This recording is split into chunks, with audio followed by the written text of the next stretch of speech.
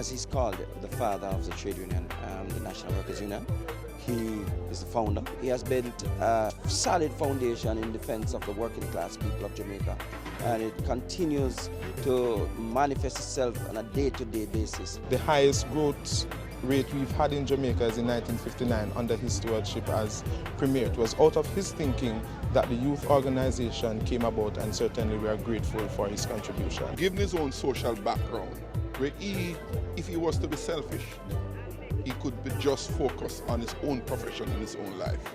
Instead, he has sacrificed all luxuries, comforts of personal life, and even a family for the people of Jamaica. Father Manley is missed but lives on in all of us.